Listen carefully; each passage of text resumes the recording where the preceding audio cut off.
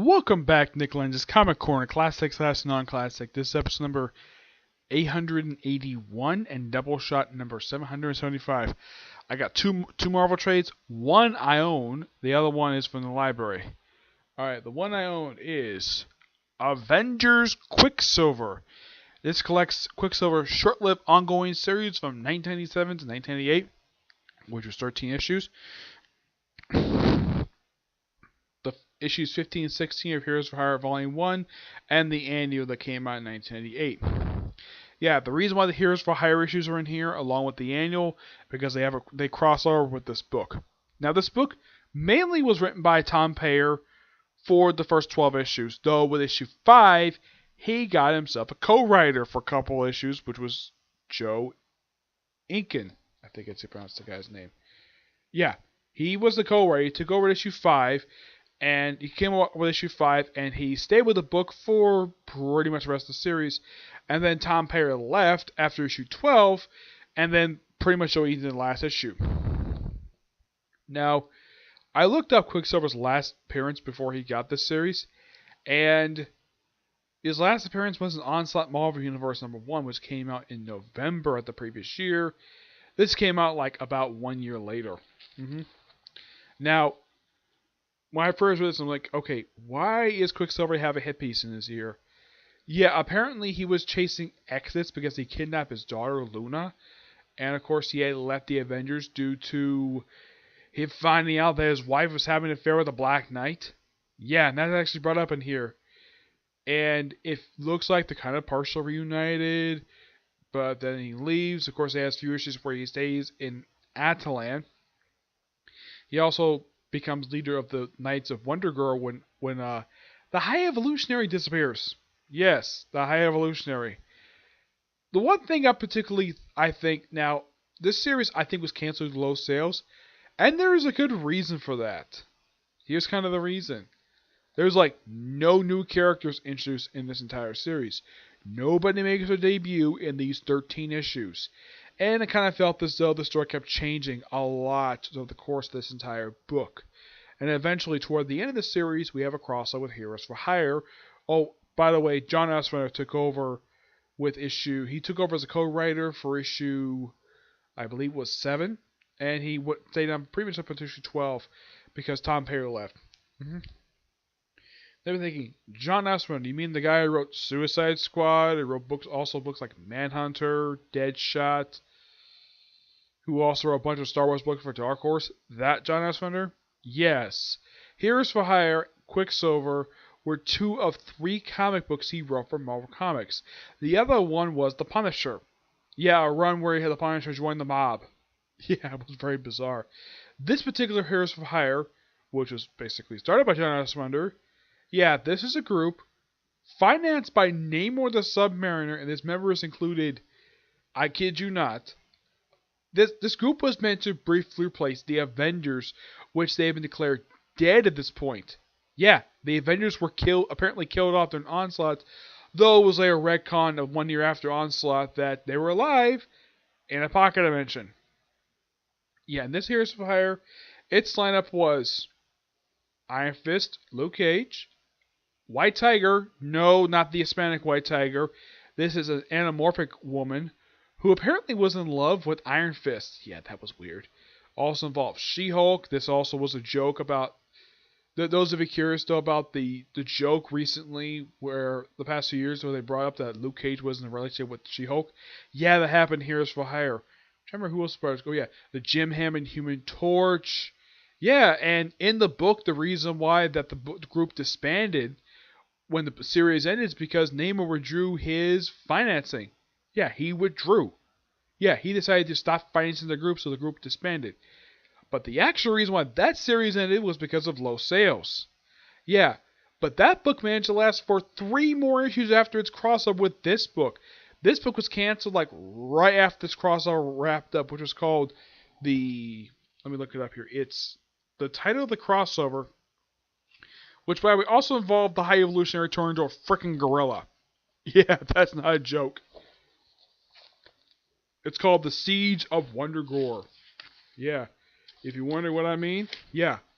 The High Evolutionary, if you ever see him, this is generally his appearance.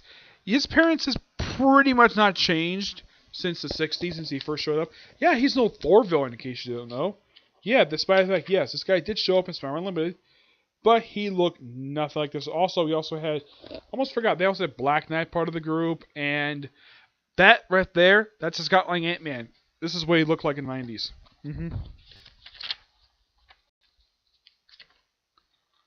Yeah, let me find him here.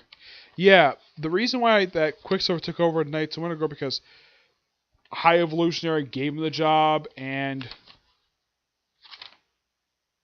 that was going to be the story direction for the group, for the book, and then... Yeah. But it just seemed like, though, if you read this, you're like, man, this is confusing. It's not a terrible series, but I just kind of felt as though the book did not know, the writers did not know what to do with Quicksilver. Though I have to ask, okay, why get Quicksilver a book in the first place if you have no idea clearly what you're going to do with him?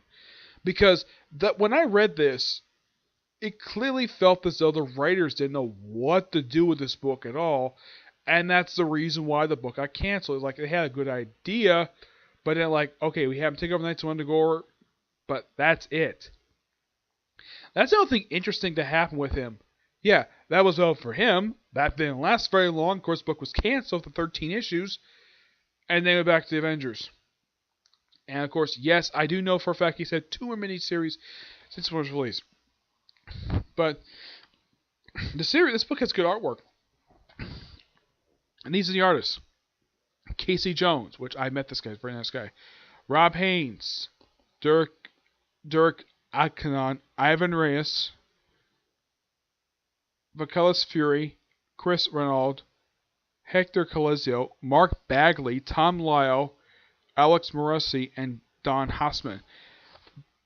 But it's kind of the same situation that it was with the Forceworks series. Great writing, terrible artwork. This is kind of a similar situation, except this one had very good artwork, okay writing. It's not terrible writing.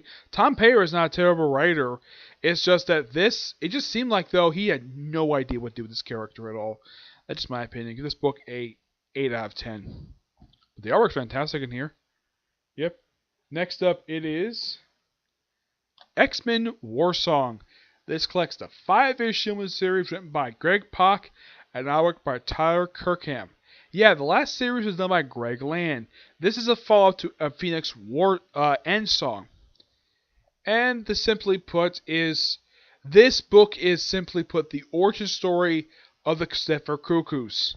Yeah, this book explains where the heck they came from. Also, this book features the return of Quinn Quintire for the first time since Red Xavier's.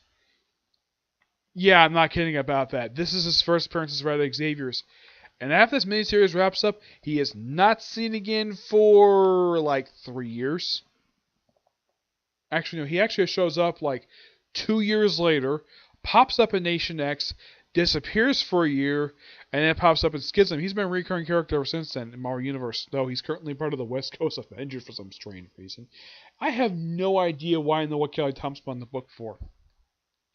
It's revealed in here that the Stepford Cuckoos are products of the Weapon Plus program and they're clones of Emma Frost. Emma Frost knew nothing about this at all. This could kind of explain why that she's never officially had any kids with Scott Summers. Because apparently someone stole her eggs and made these women. And they're all blondes. Though I should point out, though, of 3 main Stepford Cuckoos, one has dyed her hair red, another one has dyed her hair brown. Yeah, because they want to look different. And of course, we have 2 of the Stepford Cuckoos who actually died during the Grant Morrison run. Yeah, I forgot to mention though, the Stepford Cuckoos are creations of Grant Morrison during his brief tenure he did for Marvel Comics, during his brief run for New X-Men, which is good, and it had a controversial start and controversial ending to it. But it was an odd book, but I thought it was pretty interesting. The Stepford Cuckoos themselves were actually introduced in the Red Xavier's arc, which was also the arc to introduce Quinn Quintire. During the arc, one of the Stepford Cuckoos was killed off, The other one who died, who actually is in this book as a zombie, though she also later came back in the X-23 book, which I still think that was stupid for Marvel to do, take away Laura's identity as Wolverine. Yeah, the other one was killed by Magneto. Yeah, that guy was so confusing about this particular character. Is that Grant Morrison really wanted this character to be Magneto so badly, except that the artist drew him in the movie look instead of putting him in his classic look he's not wearing. He was doing actions that really make no sense, being high on a drug, though he later would get back into this thing years later. But yeah, that and leading people to the incinerators and turning the island of Manhattan to New Genosha by destroying all the bridges with his magnetic powers. Yeah, and during the course of this, he's called a Nazi by the Silver Cuckoo, and she's killed instantly. Yeah, excuse me. This particular Magneto was revealed to be an imposter. Heck, even Magneto himself, who came back later. Yeah, he pointed out that this Magneto was back an imposter. So, yeah, that Magneto was very confusing, to say the least. But this has mildly to do with that. Yeah, and apparently at the end of this, the Phoenix Force gets separated and put into the three mini Silver Cuckoos. As far as I know, this is the last the Phoenix Force would appear for 5 years. Yeah, it returns in AVX somehow, even though it's never been totally explained, though elements of it still be in space. Yes, but the revelations in here about the Silver Cuckoos is interesting, but a bit bizarre. Also, I've got to ask, why couldn't Grant Morrison reveal the backstory for these characters? Why did it have to be Greg Pak, a guy who didn't even write X-Men? Yeah, and those of you curious though about the lineup, yeah, it's the Joss Whedon, John Cassaday lineup, minus armor. This is probably before the Thorn arc. This is my opinion about that. This probably takes place between, I would say, probably after the second arc and before the third arc of Joss Whedon and John Cassaday's run for Astonishing X, because it features the Astonishing X-Men lineup. Minus Armor, because Armor joins the end of Thorn. Yeah. This book is fantastic. Well, it's good artwork, and I love the art by Taylor Kirkham. It's an interesting little story. Give this book roughly a 9 out of 10. Okay? So, that's it for this particular review. Stay tuned for my review of Fairy Tail. Okay? But until next review, bye.